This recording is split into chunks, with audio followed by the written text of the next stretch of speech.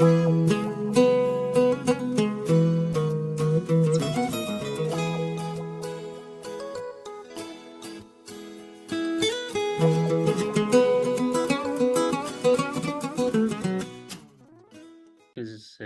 Michael with us? We are going to a very hot topic right now, and we have a guru in the metaverse, right? So would love to welcome Michael Grills.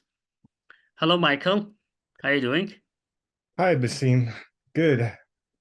Great to have you. Great to have you. Thank you so much for accepting our invitation to come over. I think you are the first one, you are first expert who going to present something about metaverse to the Okay. Yemeni ecosystem. So we're so proud to have you actually. Thank you. And How much time do I have? uh, all the time in the world.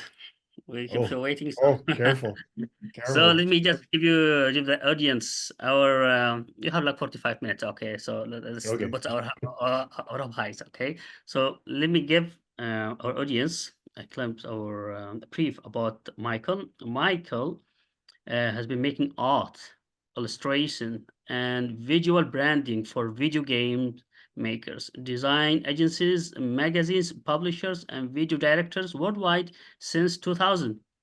Michael Grills has graduated from the Alberta College of Art and Design and went directly to BioWare Corp in Edmonton, getting hands-on experience making AAA story-driven RPGs, so he's no stranger to extensive immersive world building.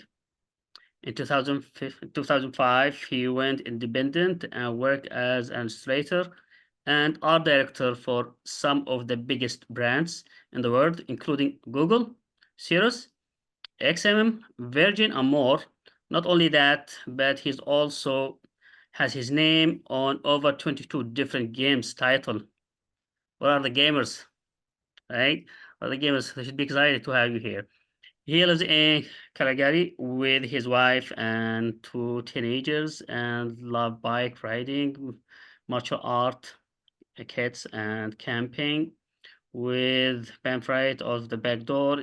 I think Michael's goal for the Matrix board is to make it look good and run smoothly so that you get the best experience possible in the Web3 world.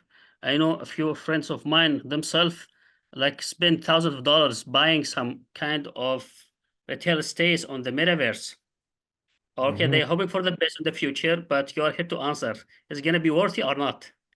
That's hard to answer, but Yes. I will help. What I'm going to do is talk about something that when I got into the Web3 space that I noticed right away was a major problem, and it's that we're creating a lot of tech for the Web3, but we're not thinking about how the user experience is going to be with that tech.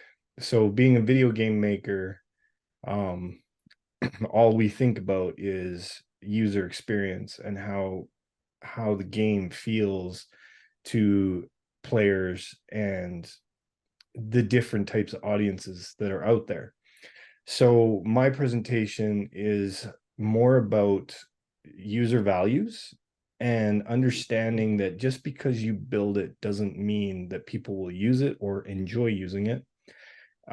So that's sort of my role in the new Web3 um, experience, is to help everybody understand that if we want people to move to these new technologies, we have to make it a lot easier. So that's what I'll be Absolutely. talking about. Can I share my screen? Yeah, sure. Okay. Hanakani? Okay, we saw Okay. it. We saw it. You can see it? Yeah, we saw it. Yeah, we see it. Okay, Yeah, great. yeah. So I'll be talking about user values and the metaverse. There's a lot of talk about the metaverse and a lot of different ideas about what that means. I'll be coming at it from a game developer's perspective. So hopefully that will help the audience understand um, what it is that I think about. So there are sort of 5 steps to creating a product that users want to interact with. The steps are that we need to think about when we're creating products is first the awareness step, then that this is what the user is going through. So they're aware of your product, then they're considering it, then they purchase, and then they continue to purchase, and then last is that they refer your product to other people. So the first question is, why a metaverse at all? And why take the time to build a world online when we already have a world that we live in? What is the point of that, and how is it different from the regular internet, going from different websites versus having an immersive experience where you can hang out with other people and sort of do similar things that you would do in the real world, but maybe even more. So when we've surveyed what people are interested in and why they would even consider a metaverse, I think if you look at the UK, we've got the UK here, and we also have the US surveys. If you look at what's at the top, it's really quite interesting. It's visiting a destination I'd like to visit in real life is the top answer for both the UK and the US. When I look at an answer like that, it tells me that what people are longing for in a metaverse is actually sort of an escape. If you look at what's third, they'd like to play video games, and that's the same across both. And then attending a concert or some sort of entertainment is also very high. So when we look at what people are going to consider about joining the metaverse, we see that these big activities have more to do with doing things that they can't necessarily do in real life. And that's really important, because when we think about user values, which I'll get to in the future in this presentation, you will see that the metaverse is going to play a very particular role. And at this time, I don't think that most people who are creating metaverses are really thinking about this the right way. You will notice that nobody says they want to have a meeting on the metaverse. Nobody's considering that they want to do business in the metaverse. And I think this is really important, because I think this is why Facebook's metaverse didn't take off, because they very much promoted the idea of doing meetings in virtual reality. Nobody really wants to do that. And it's important that we understand what people want to do. So some key stats that I brought along are who's actually playing in metaverses right now. So when I talk about metaverses, I'm talking about places like Minecraft. Now, the word metaverse for me has been very weird, because originally these were just video games. So Fortnite was just a video game. Roblox was just a video game. The word metaverse has sort of taken over as many words become very trendy. To me, truly, they're just still video games or social platforms, but we're using the word metaverse because that's what everybody's talking about right now. When we look at these, we can see that browser-based virtual worlds, so like Roblox, we've got the age 3 to 13. And then when we look at browser-based virtual worlds, ages 13 and up, we got 11.3%. So that's today. Something that's really important that happened in Web 2 was that age 3 to 13 grew up and started using your Snapchats and your Instagrams and that sort of things when they became in this age group 13 and up. So this is what we at Matrix World look at as where do we want to go next? And we are very much targeting the group that graduates from Roblox into this sort of teenager group. More stats is how many people are taking part in metaverses. You can see it's trending upwards. So this is Q1 of 2021 for Web 2. You can see we go up quite substantially in 2 years to 540 million. If you look at what's trending in Web 3, the numbers are smaller, but they're showing the same trend line. In fact, they're trending up a little bit faster. We at Matrix World, we are in the Web3 space and we're doing a browser app. In this chart, you can see there's VR and there's browsers. And if you look at the number difference, it's massive. So again, when we look at what users care about, they're not necessarily interested in VR. They are actually more interested in doing their explorations through the browser. This makes a lot of sense. VR is expensive and it's actually not very social to be wearing goggles around the house. So it makes more sense that people would just rather use their screens and their phones. One more chart is the trend line here. You can see that Web 2 is quite massive, takes up a lot of space here, and Web 3 is quite small. But you can also see that as Web 2 expands, Web 3 is expanding as well. So are we close to mass adoption for the metaverse? No, we're not even close. I don't think mass adoption for the metaverse is going to happen very soon around the world. We're probably looking at about 2 or 3 years before it becomes a place that people really want to hang out. It's really important to remember that across the world, email is many people's first experience with the internet, and around the world, that's still the case. And so using all these new terms and these new technologies can be very confusing for new users, especially if we want that mass adoption where people will interact with brands in an easy way. We have to continue to make the internet easy, and that includes Web3. So the first piece, what I talked about, was awareness. So awareness is being aware that your product even exists.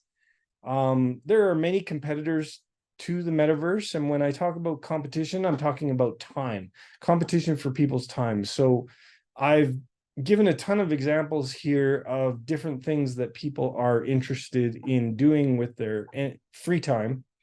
Everything from cooking, hanging out with friends, going to shows, watching Netflix, going to the movies, or playing video games and reading books. A lot of people think that when we talk about competition in entertainment, that we're only competing against other people in our own space. So a video game maker is only competing with other video game makers.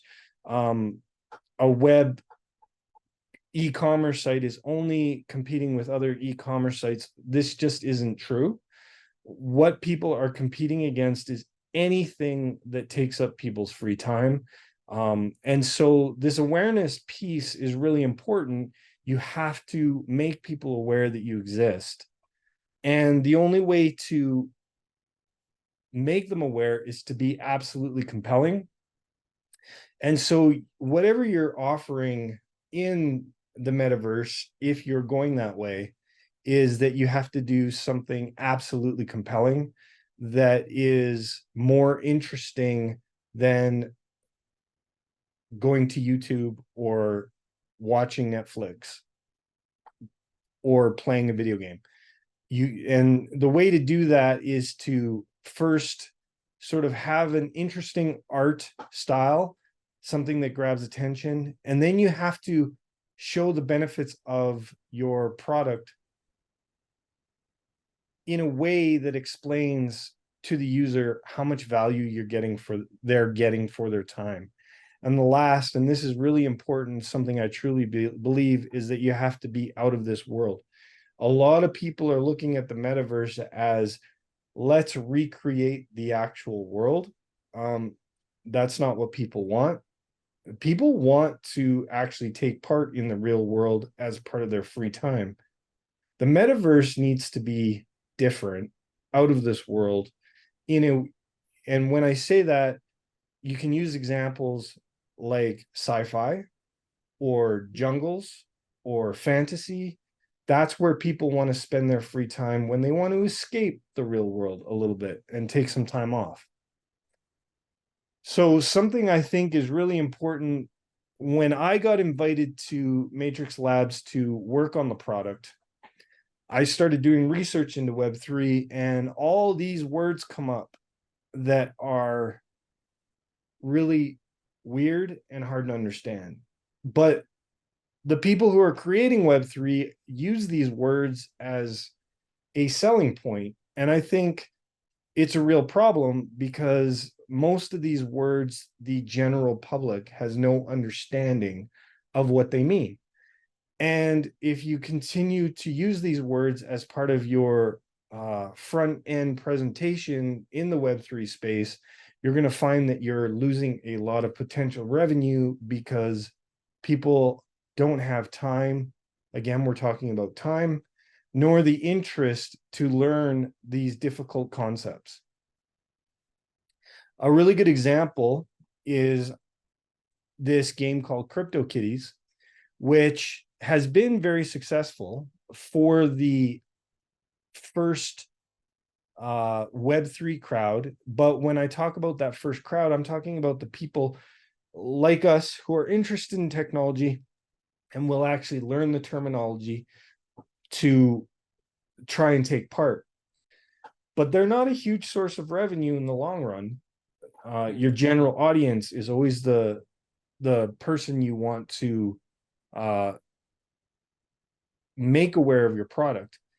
And a really good example of what I did was I looked at the CryptoKitties website, and they advertised that this is the first ever example of an ERC 721 token. To the average person, nobody knows what this means. I still kind of don't know what it means. And I've been developing my product for a year and a half. And it's that type of jargon that scares the regular user away.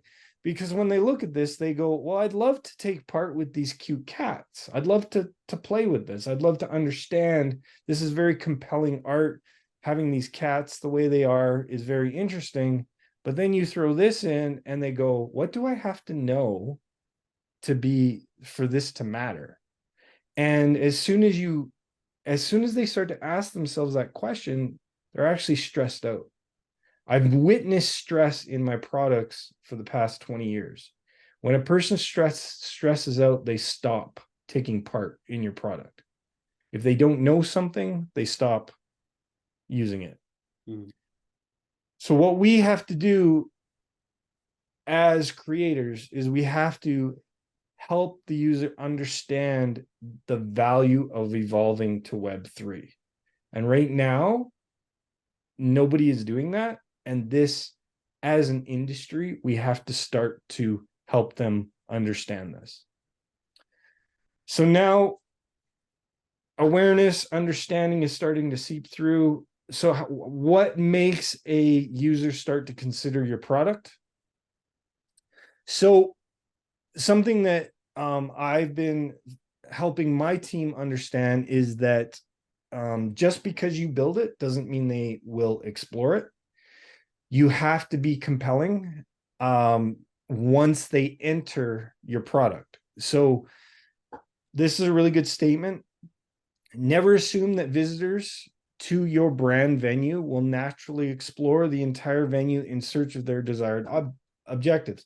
So this includes if you're putting up a store, if you're selling a technology, anything like that, you should assume that they're going to land on the front page and walk away as soon as possible. because we are, again, competing for their time, and their time is very precious, and there is hundreds of thousands of products out there that we are competing with. So this is going to be scary for a lot of people, but you got to be prepared to give away a lot for free. So you want to offer something of value to residents instead of passively expecting them to interact with what you're offering. And you need to very much lower the idea that you're doing something commercially and up the idea that you're offering them value. So things you can give away in a metaverse specifically, you can give away experiences like games and tours. For your avatars, you can give away outfits, you can give away pets and sidekicks. And then in your space, you can give away things like land, rooms, decorations, and furniture. I try to explain to people that the thing you want to give away initially at the start is anything that allows a user to express themselves. There's a high value proposition for a user who's able to express who they are and what they want. And so if you can do that as soon as the user enters your product, you will start to be more compelling because it's all about them. And as soon as it's all about them, it starts to become interesting.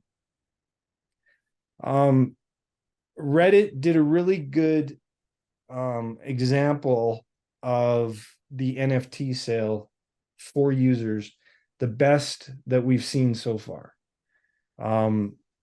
Now, what's really important about this is that Reddit already had a massive community. And when I talk about giving away things, the things you want to give away are ways to build a community as well.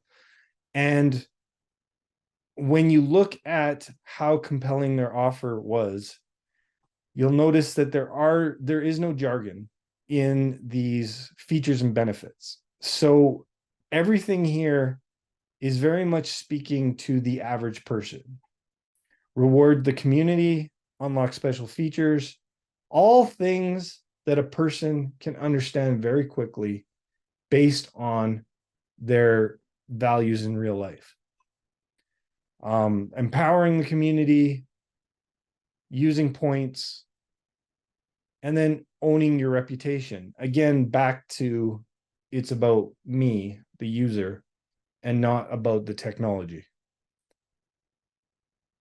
And then they make it really easy to purchase, which I think a lot of people misunderstand what that means. Making it easy to purchase means I can see the price in American dollars because that's what I understand in North America is how American dollars work. And then very much the buy now button is easy. And then all the benefits are here. So it's very easy for me to understand why I might buy this from the beginning. So Reddit did a really good example. So this, if we look at Reddit's NFT sales, wow, massive. And the users all understand the value of these NFTs. It's not an NFT that I collect for no reason. There's a reason to be a part of this. So we've got them to purchase. So we've been compelling. We have awareness. They've actually made a purchase. We need to remember, though, that we're not stores. So even though we're doing e-commerce, even though we're trying to get people to give us money, we're not stores. We are experiences. And if you go into the metaverse thinking, I'm going to recopy my store and put it on, you will find that you've wasted a lot of money. You have to actually create an experience. The best way to think about it is for those of you who've had the opportunity to visit a place like Disneyland, is that Disneyland is very much about the experience, but there is an opportunity for people to purchase objects, t-shirts, toys, as part of the memory of that experience. So what does it take to achieve mass adoption? Obviously, a clear, recognizable use case that solves a very common problem. So what do users want when they enter what is the user's problem? Well, first, help me escape. So I want to take some time off from the real world. Help me meet people. I want new social interactions with people I might not meet in my home area, to earn on my craft. So as we all learn digital tools and crafts, we become programmers, artists. We want to earn money based on that skill. And then let me own digital things. So this is kind of the new idea with NFTs, is that we want to actually own things that we can use in different areas. And so the trick here is to make it easy. Easy wallets, one click instead of 15 to get an NFT bought. We need to represent everybody, not just the very early tech, the people who are interested in tech very early. And obviously, we need the business tools on the back end for people to run their businesses easier. To get that widespread awareness, we need to make it easier to understand. We need to highlight the benefits. I think if you ask me, we're still missing this in the Web3. I think Web2 has definitely got this figured out. And then last but not least, make it easy to share. And then we got to lower the risk for the consumer. Right now, the risk is too high. Risk is even in time. If you think about the fact that users will drop in on your website and then walk away within seconds, users are seeing their time as a risk factor. Something to think about is that gamers, we've seen FOMO throughout this industry. When NFTs showed up, there was a fear of missing out. When we saw Bitcoin go through the roof, there was a fear of missing out. When we saw Ethereum go through the roof, there was a fear of missing out. People were spending money like crazy because they were afraid. Gamers don't have that same fear of missing out at all. As someone who's been doing this for 22 years, I can tell you, gamers are a harsh and wonderful audience at the same time. They are super skeptical. They're tired. They don't like to get ripped off. They don't like to get, they don't like microtransactions. They want a lot of value for their money. When you look at the purchase of an $80 game, there's a reason why gamers buy that, because by the time they're done playing a game like that, they're often spending 25 cents per hour to play. For them, that's a huge value investment. They have a love-hate relationship with us, which we actually love because it helps us improve our products. And they provide constant feedback in places like Reddit, Steam, Twitter, and our own community pages. Constant feedback. In fact, gamers are so negative that we've learned to filter out what feedback matters and what feedback doesn't, because they have so many opinions and they have no problems expressing them. Something that a lot of people in Web3 need to understand, this goes back to that jargon. Nobody cares how the engine works. They don't care, especially the average user. They don't care what your back-end technology is. They don't care how you've done it. They only care about that front-end experience. And so if you are a technologist and you love your technology and you have not thought about your front end, it's time to start hiring those people to start thinking about it for you. Because I can tell you, if you're trying to advertise the back end of your engine, like for example, we're using Unity at Matrix Labs, but nobody cares except us. We are the only ones that are going to care that it's on Unity. There's a massive opportunity, I believe, in wallets to help users start to understand Web3 and the token economy. Right now, 35% of people are using MetaMask, and honestly, I'm a MetaMask user, and the reason, it's easy, it's simple, it's the easiest one. There was not a lot of learning to get into a MetaMask wallet. There was a couple of installs. It shows up on my browser. It's all very easy to do. So there's a huge opportunity for wallets to make it even easier. And I would think about how PayPal was the original sort of payments processor and how everybody jumped on that because it was easy. PayPal's sort of been left behind now as it's not the easiest one, but there's a lot of opportunity here. Errors. Almost every Web3 product I go to right now sends me some random error that I don't know what it means. It's scary when you've transferred tokens, which, you know, you've spent money on, you've transferred tokens, and you get an error back when you're trying to do a transaction and you don't know what's happened.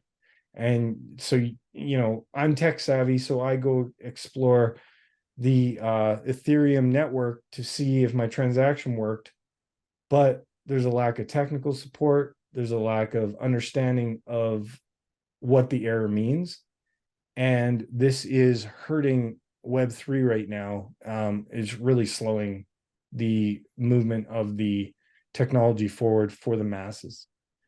There's also a massive token opportunity here because honestly, a lot of people still don't know what a token is. They don't get it. They don't understand what it means and why it exists. So there's a lot of education that needs to happen here. Again, we need to talk about the features and benefits of a token economy and explain it in a way that's very easy to understand. So make it real and stop using jargon. If you're using jargon when you're explaining these tokens, you're going to lose people. You have to talk in a way, in the way they currently understand our regular economy. And if you think about most people, the vast majority of people don't even understand our real economy further than being able to purchase the things they need or want for themselves. So they don't really understand the big version of the economy as it is. So we really need to simplify what all this stuff is. And having this many tokens is not helping. Retention. So the NFT bubble is over.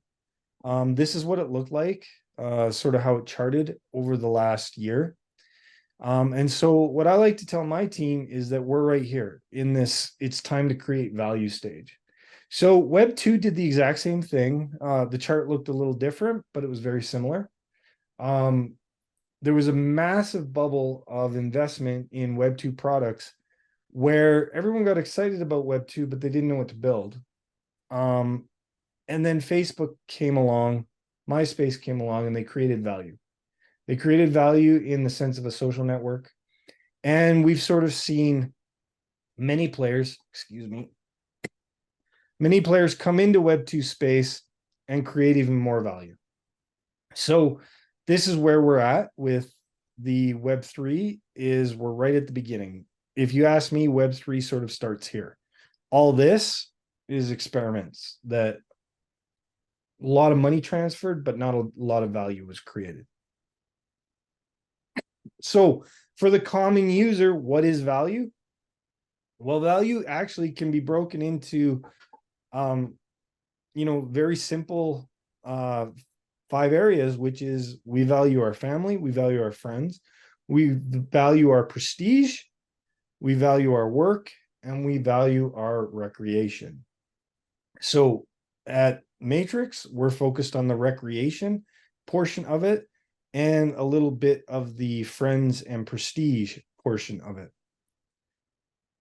So how do we design games and worlds?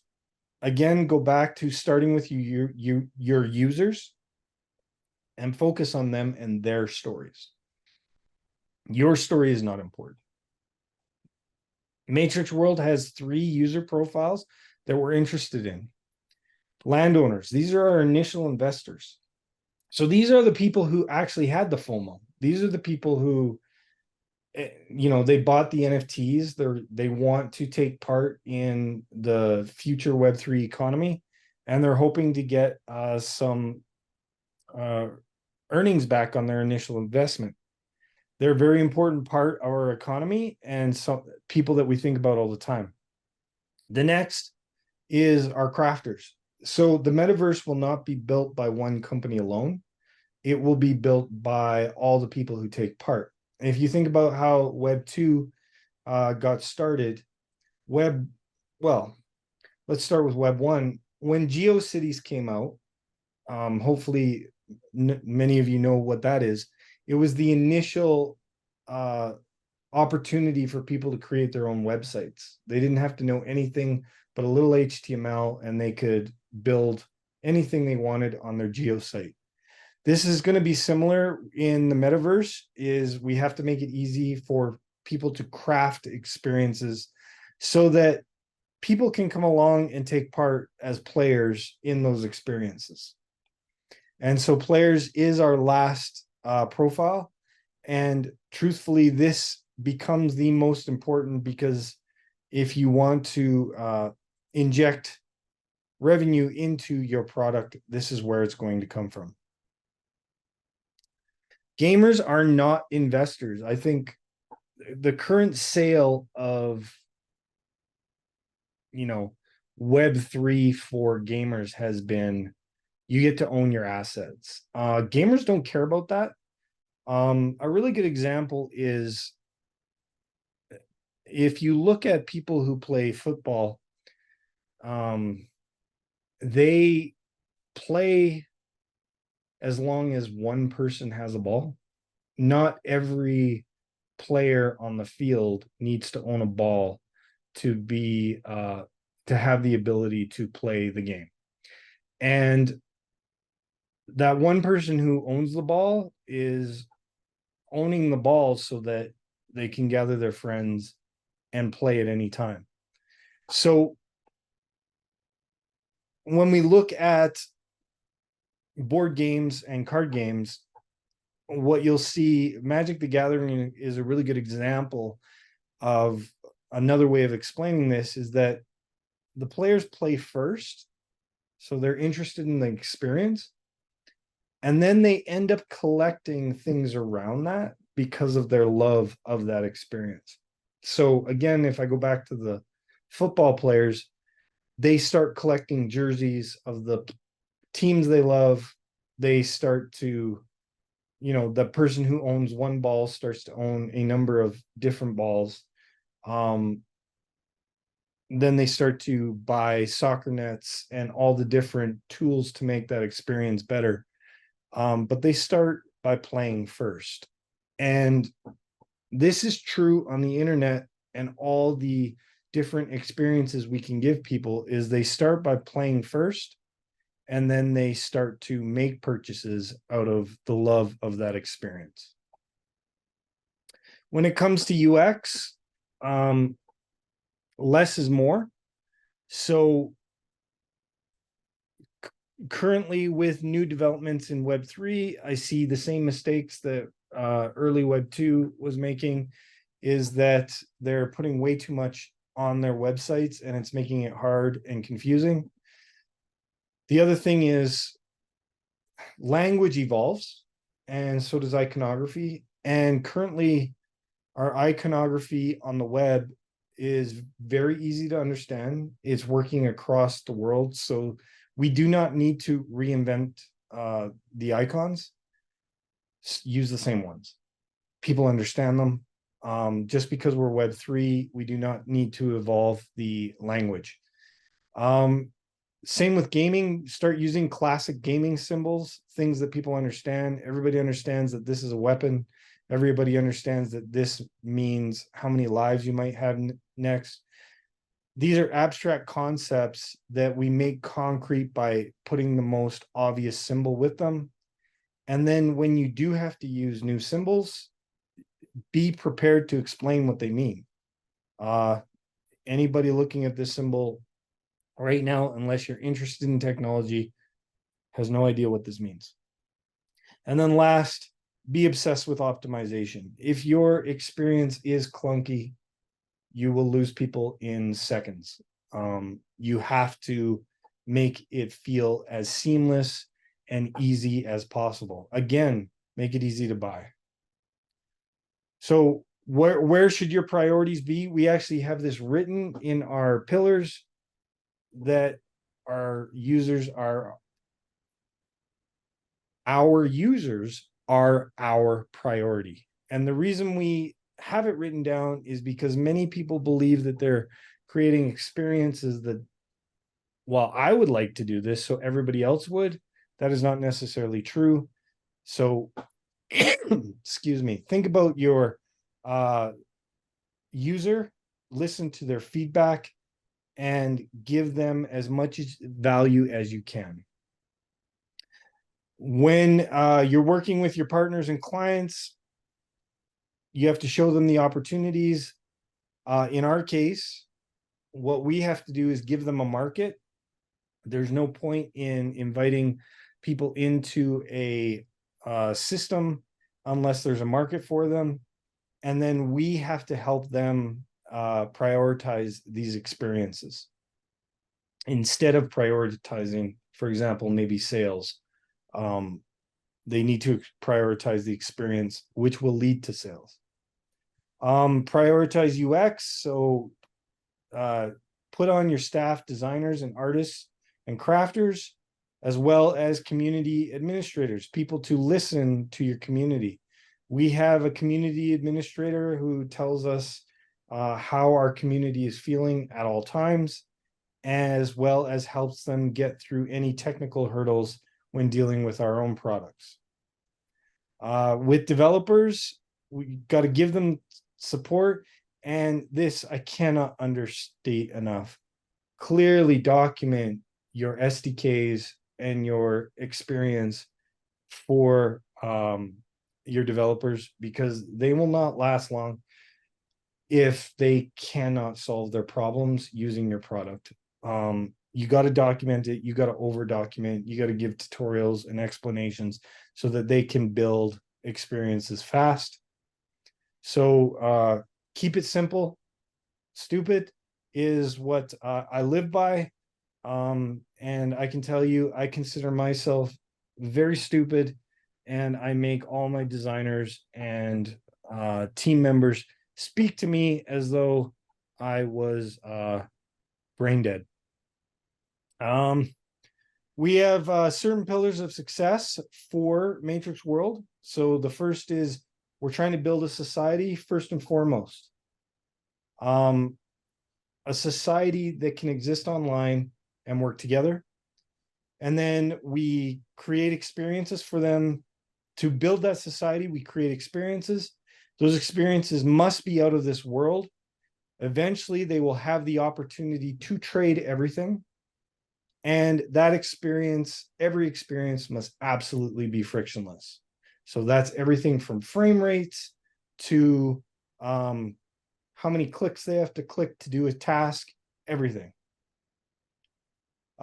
We're going to be multi-chain on Matrix World, but our plan, our goal is that regular users don't really understand what that means or what's happening.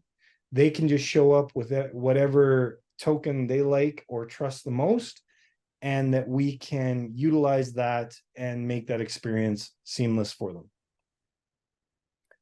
We are creating a system that we call instance rooms. And what that means is that while we control the major area of Matrix World that creators can control their own experiences.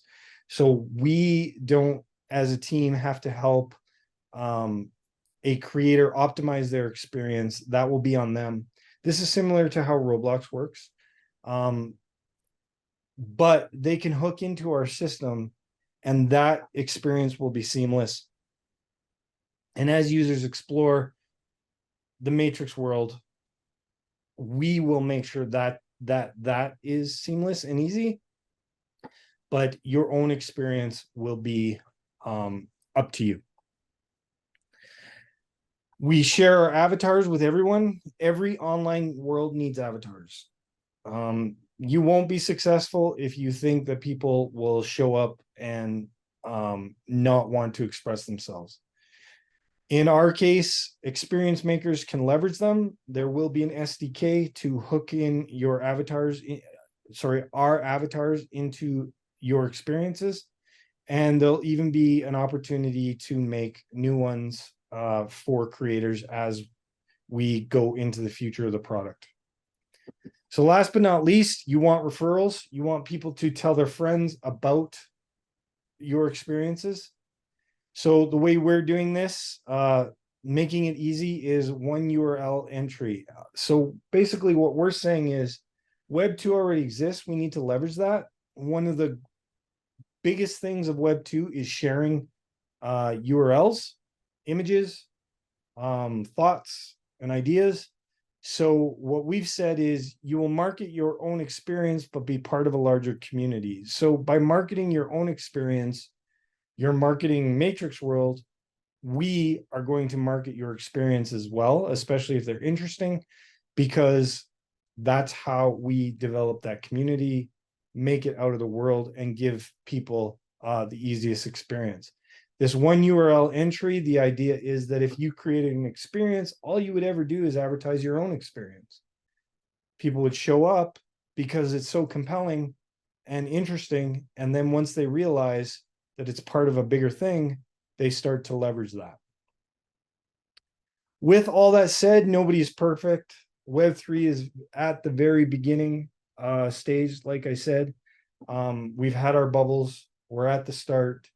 And there's going to be a lot of mistakes, but that's what we do. We learn from those mistakes and we get better. And I include myself on that. So this is my information if you want to link up with me. And that's it. Last, I'll leave you with this. Answer this for yourself. What is a metaverse? Thank you. Thank you so much. Thank you so much, Michael. Actually, you just read a lot of things in our mind. Yeah, this was a brilliant presentation for the metaverse. Thank Actually, this you. is like of its kind in Yemen, leading by uh, an expert like you yourself. And actually, I have like a quick 3 questions, if you allow Sure. me. Yeah. Yep. So the first one, we saw a lot of beautiful illustrations out there. Are they yours? It's my team's. Yeah. Okay. So I've got a You team. have some Some of them because are you are digital mine. artist as well. Sorry. Brilliant. Brilliant. Yeah, yeah. Sorry, carry on. It's yours and your team. Yes. Yes. Amazing. So I have 2 questions actually now. So the first one is, are we going to see a fusion market between the AR or the augmented reality and the metaverse? How would it look like? I actually believe that we won't. I think that the VR has a lot of, VR has been very interesting in the news the past couple years because, Facebook decided to uh, put out the Oculus, and there's a lot of hype around anytime one of the big companies does something like that. But the fact of the matter is, they've been trying to do VR since I got into games 20 years ago. It never works. I have a few theories as to why it doesn't work. And one of my biggest theories is that putting this big thing on your face is it's not compelling for most users. Um, the second thing is if you think about how video games are now a part of the social construct, the way board games used to be. So people will get together to hang out and play video games. Um, it's very antisocial to suddenly put something on your face when you're in a group of people and now you're not with them anymore. You were with them when you're playing with a controller and looking at a screen, but as soon as you put the mask on, you're not with them anymore. You're by yourself. And so I think it's very hard for users to find that compelling. It's very easy to look at a screen and use all the tools that we know, mouse, keyboard, joysticks, that sort of thing, and say, well, I'm going to take part in this, and then I'm going to invite my friends in. They're going to be in the same room, that sort of thing. Than it is to say, I'm going to block the world out with this face mask. So I think in the long term, VR is not going to fuse very well with these metaverses. Some very niche groups will do very well, but the for the larger, we should be thinking mobile phones and internet, because that's what they're interested in. I do think there's a huge case for altered reality, AR, because that is still, when you're using your phone and altering the reality of your world, that's still a very compelling experience, in the sense of giving more information or Easter Mm. eggs, things that you could only find by pointing your phone at that object. But sort of cutting yourself off to the world to that extent is probably not something that I think will be a huge business. All right. So second question is about the digital artist. I think this is an emerging market here. So how much the digital artists are, getting paid in the metaverse? Are they becoming like the new rock stars, or will the Um, AI become the cheapest alternative to, to face this high demands on digital assets creation? I'm saying, yeah, are I we mean, gonna see him like in the Garner like hype for best salaries now? What do you expect? yeah, yeah. Should we quit like being CEOs at our companies and start, working on digital artists? Well, artists need CEOs, just like CEOs need artists. I think what's exciting about any sort of digital technology is that it's all about collaborative creation. And so you need your marketing team to work with your artist team, to work with your coding team. Everybody works together. Um, Yes. so no matter what you're building, I always say that you need sort of these important jobs. You need marketing, art, coding. If you start with those three, you can build anything. Then you add important things like your CEO, your financial guys, as the company grows into something. Once you get to that sort of, I would say, 10 person in your company, you really want to start thinking about these other roles that are going to support those three groups. Because if you have those three people working on a product, you can build anything. Everybody else is there to support building that. And that's kind of the truth of the matter. So, Thank you so much. Thank you so much. So I can see our audience are totally intrigued about what you have just shown us, right? So I'm gonna open the discussion for only like one question. If for anyone want to ask Michael while still here, because I have like I had to leave like 5 minutes. Yes, we have and Abdullah Grafi. Yes, Abdullah. But real quick, Abdullah, question if you want just to raise a question so that we are going to move on to Dr. Varro after like 5 minutes break. So Abdullah, please.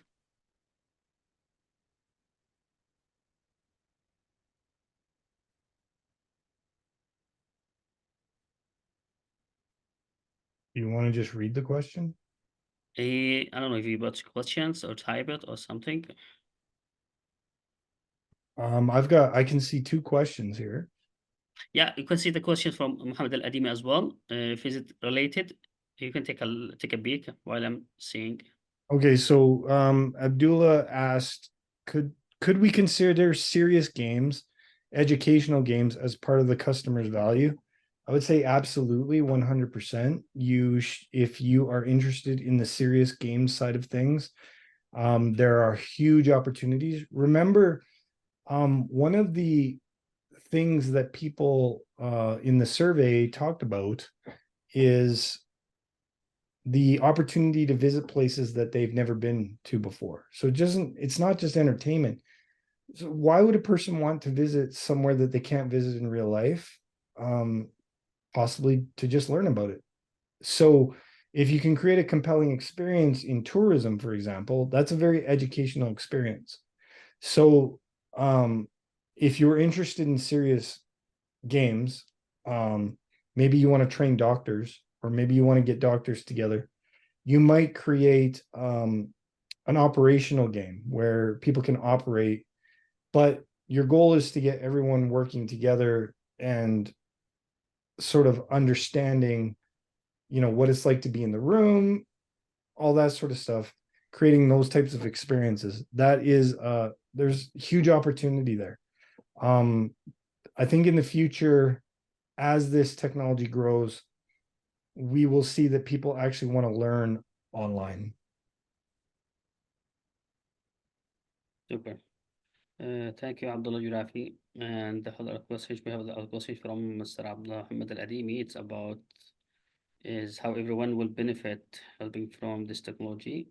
And he's talking about Pi browser payment. I don't know, is it related to the blockchain, Yeah, decentralized I don't environment? think that's related to what I was talking Yeah, about. I think it's related to the previous speaker.